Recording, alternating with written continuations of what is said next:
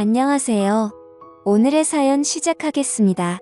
제가 아내와 결혼 후에 살림 차릴 돈으로 우리 가게를 먼저 차렸습니다. 사실 가게 오픈하고 초반에는 잘못된 선택을 했나 싶을 정도로 방황을 많이 했습니다. 장사가 많이 안 되었거든요. 아내는 정말 아름다웠습니다. 하얀색 주방 유니폼이 그렇게 잘 어울리는 사람은 세상 어디에도 또 없을 것 같네요. 아내를 처음 만났을 때 저는 주방에서 짬이 좀 되는 고참 직원이었고, 아내는 열정만으로 요리를 시작한 것 없는 신입이었습니다. 사실 아내한테 첫눈에 반하다시피 했는데 제가 너무 서툴었는지 좋아한다는 표현보다는 주방에서 갈구고 싸우면서 제 마음을 표현했어요. 저희가 결혼할 때 후배들 말에 의하면 아내가 제 욕을 그렇게나 많이 했었다고 합니다. 둘이 결혼할 줄은 상상도 못했다며 경악을 금치 못할 정도로 아내를 못살게 굴던 저였으니까요. 아무튼 가게 오픈 준비할 때부터 정말 많이 힘들었습니다. 자리 찾는 것부터가 어려운 일이었어요. 서울에서는 도무지 가게를 열지 못할 것 같아서 저희는 서울이 아닌 다른 곳에 가게를 차리게 되었습니다.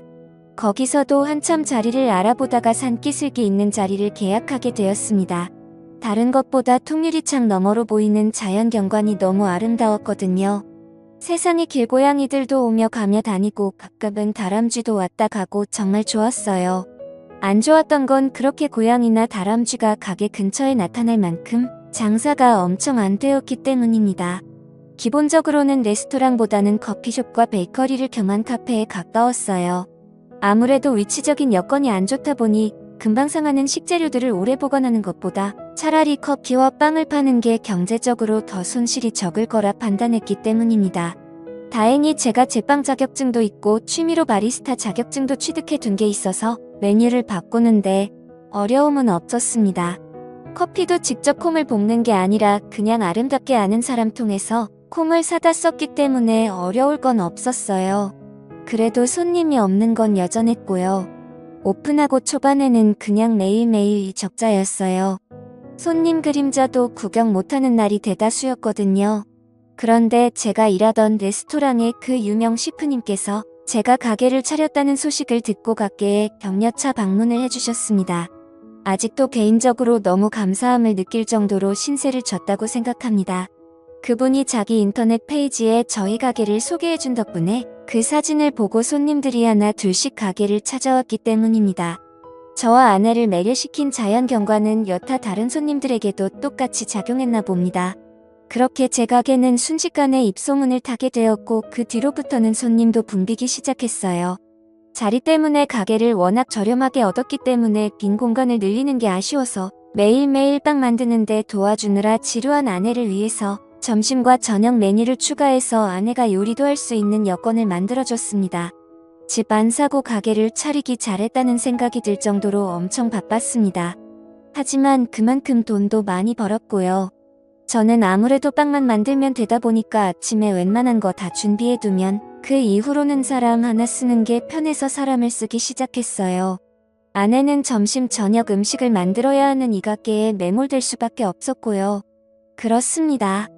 잠시나마 성공에 심취해서 제가 거만해졌던 거예요. 일에 시달리는 아내를 지켜보지 못했습니다.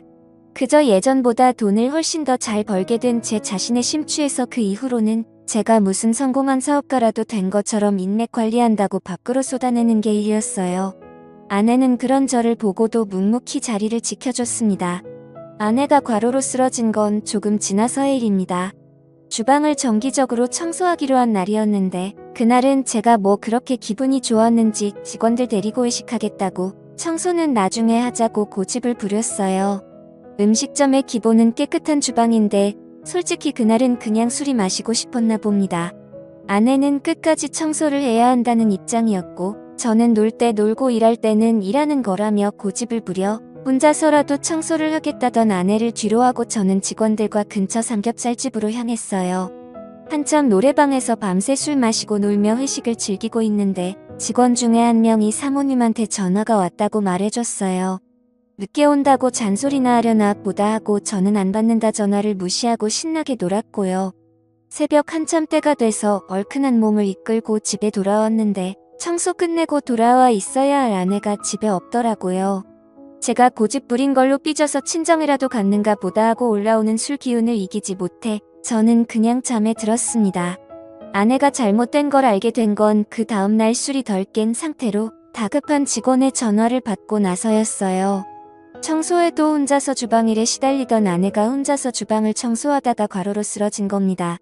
과로로 인한 급성 뇌경색이었고 이미 아내를 발견했을 때는 손 쓸 방도가 없었어요. 그렇게 아내를 떠나보냈습니다. 그때가 돼서 반성을 해봐야 이미 늦은 뒤였어요. 저 때문에 아내가 그렇게 되었다는 생각에 가게도 내팽개쳐두고 혼자서 방황을 많이 했습니다.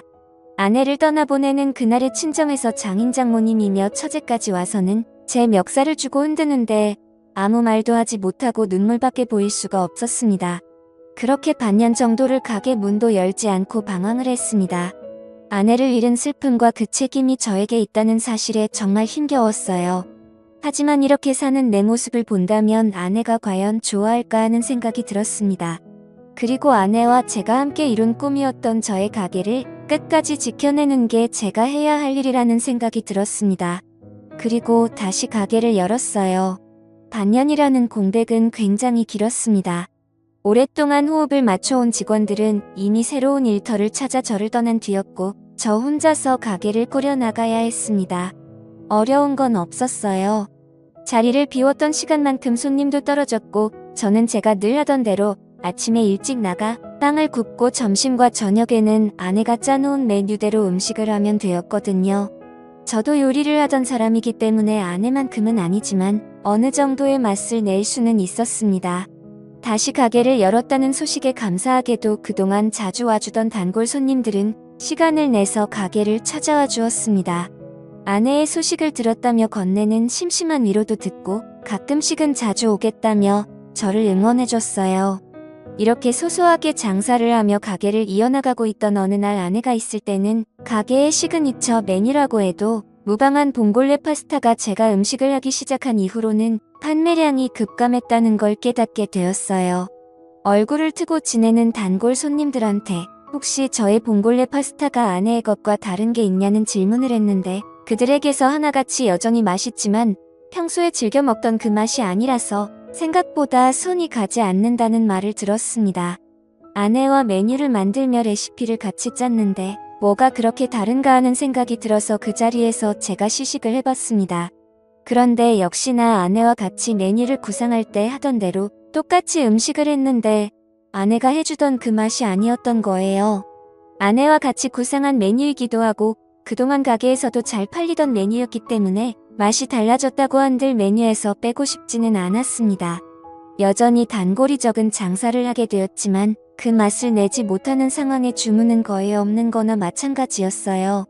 어느 날 평소와 같이 새벽 일찍 출근해 혼자 분주하게 주방을 오가며 빵을 만들고 있던 어느 날이었습니다.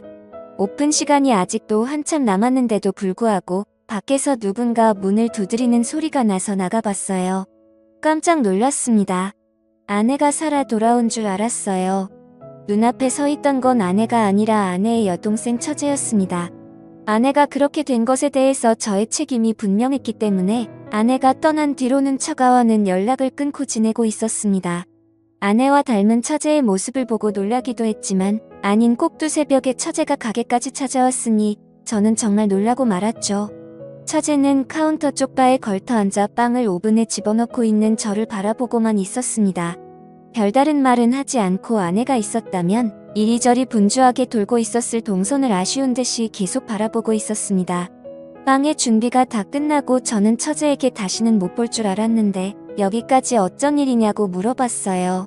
처제는 시큰둥하게 가게를 다시 열었다는 소식을 듣고 찾아와 봤다고 하더라고요. 제가 어떻게 지내는지 확인도 할 겸사겸사요. 연락은 하지 않았지만 장인 장모님도 걱정을 많이 했는데 이제 이겨내고 잘 지내는 것 같아서 보기 좋다는 말을 해주더라고요. 혼자서 계속 가게를 기웃거리던 처제에게 새벽부터 와서 빈속일 텐데 먹고 싶은 거 있으면 말하라고 했어요. 처제는 저에게 봉골레 파스타를 해달라고 하더라고요. 아내가 제일 자신 있어 하는 메뉴란 걸 알았는지 의외의 부탁에 적잖이 당황했습니다. 이윽고 저는 요리를 끝내 처제의 앞에 접시를 올려주었습니다. 처제는 한술 아내의 요리를 따라한 저희 음식을 맛보고는 이게 아니라는 말을 하더라고요.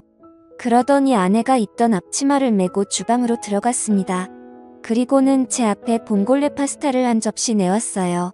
아내가 담은 것과 비교하면 엄청 서툰 플레이팅이었지만 그 맛은 아내가 만들어주던 그 맛 그대로였습니다.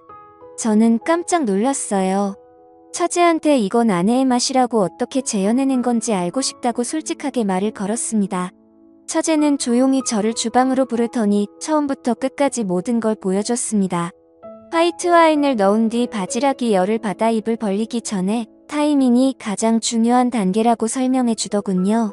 뚜껑을 열었을 때 입을 열지 않은 바지락은 직접 벌려서 꺼내주는 한이 있어도 뚜껑을 여는 시간만큼은 정확하게 맞추는 게 관건이라고 했어요. 그리고 파스타를 볶다가 올리브 오일을 얼마나 넣어야 하는지, 어느 타이밍에 넣어야 하는지 그런 세세한 부분을 전부 다 알려줬습니다. 간단한 순서 몇 가지만 바꿨을 뿐인데 저도 아내가 만들던 그 맛을 금세 재현해내고 말았습니다. 처제는 아내가 자기가 해준 봉골레 파스타를 먹고부터 요리 인생이 시작되었다고 봐도 무방하다며 자랑처럼 이야기했습니다. 그리고 이 봉골레 파스타는 오래전부터 두 사람이 만들어낸 비밀의 결정체라고 봐도 무방한 거였지요. 그리고 처제는 제 가게를 찾아온 이유에 대해서도 말해줬습니다. 인터넷에서 가게가 다시 오픈했다는 소식을 받고 그리고 봉골레 파스타가 늘 먹던 맛이 나지 않는다는 어떤 사람이 올린 게시물도 봤다고 합니다. 형부 때문에 언니를 잃게 된 걸 생각하면 용서할 수 없지만 언니의 인생이라고 봐도 무방할 이 가게에서 언니가 만들던 음식이 이젠 더 이상 맛이 없다는 말을 보는 게 더 참을 수 없는 일이었다고 하네요. 사실 다른 건 몰라도 레시피만큼은 알려줘야겠다는 생각에 찾아왔다는 겁니다. 하지만 처제도 마음이 많이 약해졌나 봐요. 아내의 맛을 찾았다고 기뻐하며 울고 있는 저를 보니 마음이 많이 안타까웠나 봅니다. 제가 아내를 털어내고 이겨낸 것처럼 자신은 물론 장인 장모님도 이제 더 이상 저에게 악감정이 없으니 언제라도 한번 처가에 찾아오라는 말을 했어요. 그날로 바로 처가에 찾아가 눈물 콧물 쏟으며 장인 장모님께도 용서를 받았습니다. 다시 찾아오는 단골 손님들에게는 다시 봉골레 파스타를 자신있게 권해줬고 아내가 남겨놓은 메뉴와 함께 가게는 점차 손님 수가 늘어나기 시작하더니 그때만큼은 아니지만 요즘은 정신없이 바쁜 생활을 하고 있어요. 봉골레 파스타 주문이 들어오면 저는 주방으로 달려가 그녀에게 주문이 들어온 소식을 알립니다. 아내가 만들던 것과 똑같은 파스타를 만들어주는 그녀는 다른 사람이 아니고 바로 아내의 동생 처제입니다. 처가에서 극적인 화해를 한 이후 장사가 바빠지면서 처제에게 주방 일을 도와줄 수 있냐 부탁을 했고 지금은 아내의 빈자리에 아내 대신 처제가 들어와서 저를 도와주고 있습니다. 다시 찾은 아내의 맛과 다시 채운 아내의 빈자리를 이제 2번 다시 놓치지 않을 겁니다. 아내가 사랑했던 이 레스토랑과 저와 아내의 가족들 모두가 앞으로 영원히 행복했으면 좋겠네요. 제 사연을 들어주셔서 감사합니다. 또 찾아주셔서 감사합니다. 매일 새롭고 흥미로운 사연으로 찾아뵙겠습니다. 구독과 좋아요 잊지 마시고 다음 사연으로 다시 찾아뵙겠습니다. 감사합니다.